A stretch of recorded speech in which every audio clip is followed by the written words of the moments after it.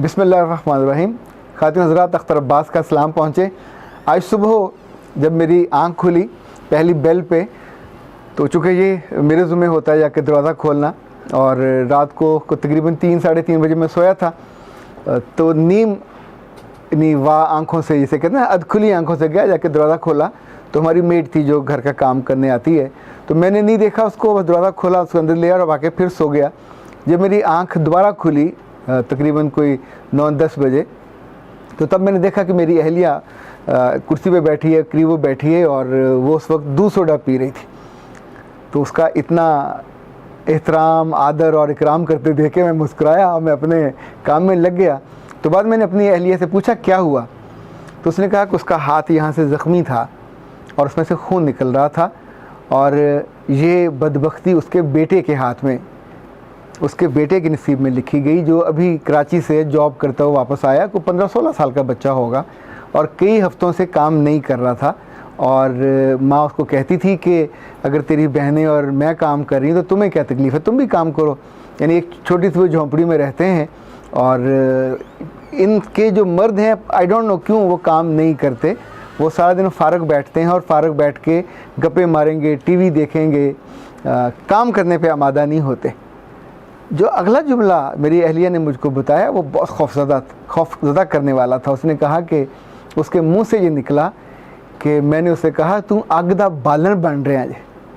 खातिन हज़रात, ये इतना लर्जा देने वाला जुमला है कि एक तो आग, उसको भड़काने वाला जो ईंधन होता है, ये उसने अपने बेटे से कहा कि तू मेरे साथ तूने जो किया है, गुस्ताखी की है, मुझे धक्का दिया है और ये चोट लगी है।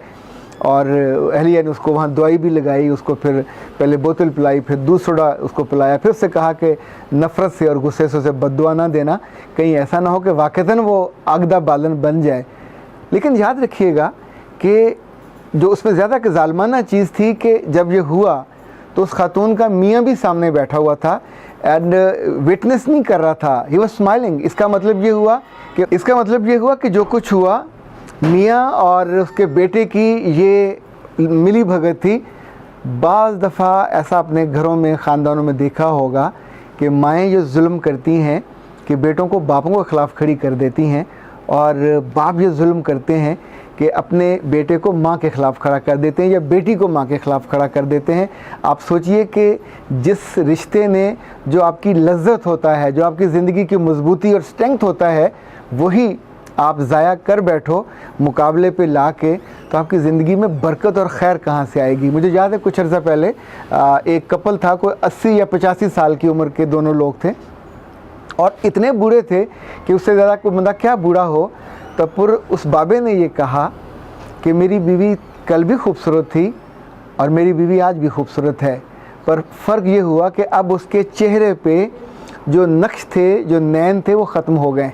उसके चेहरे पे जो निशान थे या जो जवानी में जो खूबसूरती थी, पर मुझे तो आज भी वो खूबसूरत लगती है। मैं उससे निस्बतन ज़्यादा एनर्जी वाला हूँ, पर मेरी कुर्सी को तो अब भी वो खींचती है, उससे हिला नहीं जाता, पर मेरे लिए अभी वो खाना लेके आती है, मुझे संभालती है, और जब किसी ज़रूरत होती है तो अपने पोते को फ़ोन करती है, वो हमें ग्रासरी ला के दे देता है। अच्छा, जिस तरह वो बाबा और बाबी खड़े बातें कर रहे थे और उनकी वीडियो बन रही थी और दे वर स्माइलिंग। जब आपने ज़िंदगी में गलत नहीं किया हुआ होता, अपने बच्चों को एक दूसरे के ख़िलाफ़ नफ़रत का एक हथियार बना के, गोला बना के नहीं चलाया होता, तो सच मानिए ज़िंदगी आपकी बुढ़ापे में भी जाके अच्छी रहती है। वरना तो ये सोचिए कि आपका अपना खून हो, आपकी अपनी जान हो, आपके अपने जिस्म का, रूह का हिस्सा हो, और वो आगदा बालन बन जाए। यानी जब भी कोई बच्चा या बच्ची अपने माँ और बाप के आगे ज़ोर से बोले तो भी गुस्ताखी है, और खुदा ना खास्ता, 100 दफ़ा खुदा ना खास्ता कभी गलती से, कभी कोताही से हाथ उठ गया या आपने उनको धक्का दे दिया, तो ये तो आपने अपनी पूरी ज़िंदगी को बर्बाद करके रख दिया। यानी सारी चीज़ें एक तरफ, ये गुस्ताखी नाकाबिले बर्दाश्त है दुनिया में भी और रब के यहाँ में भी। तो कभी इस गलती पे, इस कोताही पे, बाज़ दफ़ा होता है इंसान साथ वाले बहन भाई भी इंगेख्त करते हैं, आग लगाते हैं, अंदर आग लगा देते हैं कि बाप ने या माँ ने ये ज़्यादती की है, ये क्यों कहा। तो इन सारे मामलात के लिए रब ने जो लफ्ज़ कहा कि अगर ये ज़्यादती भी कर जाएँ तो उफ़ नहीं करना, देखिए उफ़ कोई मोहब्बत करे आपसे, आपसे प्यार करे, लाडियाँ करे, उस पर नहीं करते। उफ़ तब होता है जब कोई आपकी मर्ज़ी के ख़िलाफ़ कोई बात कह दे और उसने आपकी मर्ज़ी के ख़िलाफ़ आपको समझाया बुझाया कि अच्छा पढ़ लो, अच्छी जॉब कर लो, अच्छा काम कर लो, और आगे से आप कोई गुस्ताखी कर बैठो, धक्का दे बैठो, तो ये जो लफ्ज़ है इसको अपनी किसी याददाश्त के पिछले वर्के में नहीं, किसी अगले वर्के में टाइटल के साथ में लिख के रख लीजिएगा कि ऐसी कोई भी कोताही, ऐसा कोई भी हरकत, इवन ऐसी कोई भी सोच आपको, अच्छे खासे इंसान को, नॉर्मल इंसान को, अमीर कबीर खाते पीते इंसान को, आसूदा इंसान को भी आग का बालन बना सकती है। ये काबिल माफ़ी नहीं है किसी के लिए भी, चाहे अपनी वजह से हो या किसी और की वजह से। ख़ातिन हज़रात, ये जो बेटे और बेटियां हैं, अगर कभी हम मिसाल लें तो ये तोते और चिड़ियाँ ही होती हैं। अपने घरों में, घर के आंगनों में कुछ साल रहती हैं, फिर इन्हें उड़ के अपने घरों में चले जाना होता है, फिर इन्हें अपनी ज़िंदगी ही जीनी होती है, बेटियों के अपने घरों में और बेटों को अपने घरों में। तो इस बीच में एक तो इस बात को मेक श्योर कीजिएगा कि अपने बेटों को कभी बाप के ख़िलाफ़ खड़ा ना कीजिएगा, और अपनी बेटियों के दिल में कभी बाप के ख़िलाफ़ नफ़रत ना पैदा कीजिए। चाहे अब्बा जी ने आपके साथ बहुत अच्छा सलूक ना किया हो, देखिए वो आपका और उनका मामला था, आप दोनों अंडरस्टैंडिंग नहीं कर पाए, पर अपनी अगली नस्ल को इस नफ़रत की दरिया में और दलदल में मत धकेलिएगा। इसी तौर पे जो अब्बे जी हैं, इनसे भी अगर ये थोड़ी अक्लमंदी करें और दानिशमंदी करें, क्योंकि बीवियों पे गुस्सा आमतौर पे मर्दों को अपनी वजह से नहीं होता, अपनी माओं की वजह से होता है या अपनी बहनों की वजह से होता है। तो आंसरेबल वो नहीं, आंसरेबल आप हो। आप उनके कहने पे, उनके इंगेख्त पे या उनके तीली जलाने पे अपनी बेटियों को और अपने बेटों को, अपनी बीवियों के ख़िलाफ़ मत कीजिएगा। अब बिलाखिर फैमिली आपकी ये है, वो आपकी फैमिली नहीं है। आपकी बहन किसी और फैमिली में है, आपका भाई किसी और फैमिली में है। आपकी जो फैमिली है वो ये है जो आपके साथ आगे चलती है। अभी हमने जो अपनी ट्रेनिंग कराई इफ़ेक्टिव पेरेंटिंग की, तो उसमें मैंने बतौर ख़ास सब पार्टिसिपेंट से ये पूछा कि आपको अपनी बेटी से क्या तवक्कुआत हैं, और आपको हैरत होगी कि मदूद चंद लोगों को ये बता पाए कि उन्हें क्या क्या 5 तवक्कुआत हैं। हमने कभी सोचा ही नहीं होता। इसी तौर पे अपने बेटों से क्या तवक्कुआत हैं वो भी नहीं सोचा होता। मैंने उनसे गुजारिश की कि इसको एक कागज़ पे लिखिए, लिख के मुझे भी भेजें और अपने पास भी रखें, इसलिए कि ये तवक्कुआत ही आप उनसे शेयर करोगे। आप क्या करोगे तवक्को कि आपका बेटा या आपकी बेटी आपकी अहलिया से बदतमीज़ी करें या बदतहज़ीबी करें या आपको बद्दुआएँ दें, या क्या तवक्को करोगे कि आपके मरने के बाद आपके लिए सदका जारिया बने, आपकी ज़िंदगी में आपके लिए इज़्ज़त का बायस बने। आप क्या तवक्को करोगे? आप घर में बैठे हो, मेहमान आते हैं, आप उनके उठ के मिलते हो, और उसके बाद उस जगह पे आपका बेटा या बेटी बैठ जाए और आपको देख के वो जगह न दे, तो क्या ये तवक्को करोगे? अच्छा, ये मैनरिज़म भी आप ही सिखाते हो, या माँ सिखाएगी या बाप सिखाएगा कि किसी के आने जाने पे जो बाप को जगह कहाँ देनी है। बाप को जगह पाइंथी में नहीं दी जाएगी, सरहाने पे दी जाएगी। इसी तौर पे आप कुर्सी पे बैठे हो तो बेटी या बेटा फ़ौरन जगह छोड़ेगा। बाप ऑफिस से आएगा तो बेटी या बेटा उठ के उसका इस्तकबाल करेगा, उसकी आंखों में आंखें डाल के मुस्कुरा के उनको ग्रीट करेगा, वेलकम करेगा। आप सोचिए, ये रिलेशन आगे बढ़ के आप हाथ मिलाएंगे, गले मिलेंगे, तो ये रिलेशन मोहब्बत पैदा करेगा, या अल्लाह माफ़ करे आप उनको देख के इग्नोर करके, मुंह परे करके फिर अपने टैब पे लग जाओ, फिर अपने लैपटॉप पे लग जाओ या फ़ोन पे लग जाओ। तो क्या उस लम्हे बाप आके आपके कान थोड़ी मरोड़ेगा, ना आके आप पे गुस्सा करेगा, ना आपको बुरा भला कहेगा। वो आपको बुरा भला नहीं कहेगा, लेकिन उसका पूरा दिन या शायद उससे ज़्यादा जो लम्हे हैं वो दुख में ज़ाया हो जाएंगे कि मेरे आने पे ना बेटी उठी।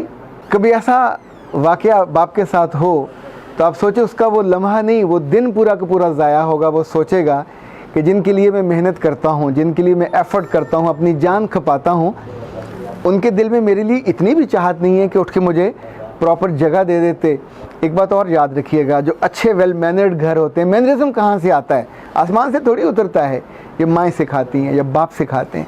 लाइक जो आपका डाइनिंग टेबल है, उसकी जो मरकज़ी कुर्सी है, जो मर्ज़ी हो जाए वो आपके बाप की है। वो हमेशा कोई मेहमान आ जाए तो भी कहिए कि ये बाबा की है, आप प्लीज़ इधर तशरीफ़ ले आइए। तो इसी तौर पे मरकज़ियत हम देते हैं। जब आप ये मोहब्बत का इजहार करते हैं, अहलिया करे या बेटी करे या बेटा करे, तो फिर कल जब आप अपने ख़ानदान के सरबराह बनते हो, तो इनफैक्ट ये याद रखिएगा, ये एक एक्शन है जिसे वो क्या नाइट्रोजन का सर्कल कहा जाता है, या ऐसे एक यूँ समझे ज़िंदगी का एक सर्कल है जो मुस्तकिल पूरा होता है। जैसे जैसे आप करते जाते हो वैसे वैसे आप पूरा होता है। मुझे तो ये भी आपसे कहना है कि आप अपने बच्चों के सामने उनके दादा, उनकी दादी, उनके नाना, उनकी नानी जो नहीं होते, उनकी बुराइयां मत किया कीजिए। मुझे कभी कभी मैं सोचता हूँ कि मेरे दादा अब ज़िंदा होते तो मैं उनसे पूछता कि उनके दादा का क्या नाम था, उनके दादा क्या करते थे, वो उनके बहन भाई कैसे थे। यानी पर्सनली मैं अपनी ज़िंदगी में इसको खला महसूस करता हूँ कि मैं अपने इन बुज़ुर्गों के साथ नहीं जुड़, वक्त नहीं मिला। लाहौर था, वो डहरा वाला थे, तो बीच में बहुत फासला था। पर आपके पास अगर आपके दादा ज़िंदा हैं तो अपने अब्बा के साथ बैठें, उनसे उनके बाप के बारे में पूछें, अपने दादा से उनके बाप और उनके बाप के बारे में पूछें।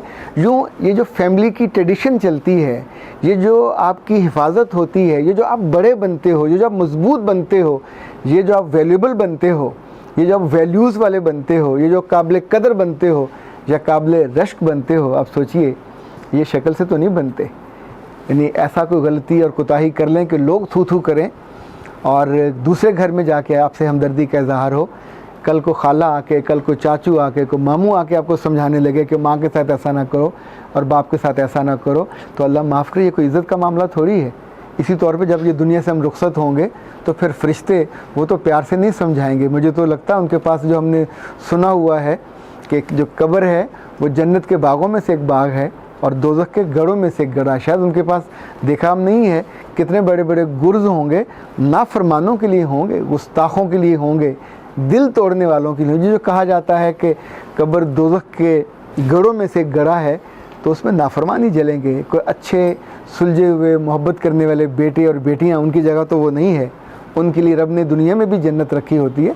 थोड़ी सख्ती आती है, पर एंड ऑफ द डे तो आपको ज़िंदगी सहूलत के साथ, खुशी के साथ, सुख और आराम के साथ मिलती है। अख्तर अब्बास को इजाज़त दीजिए। अस्सलाम वालेकुम।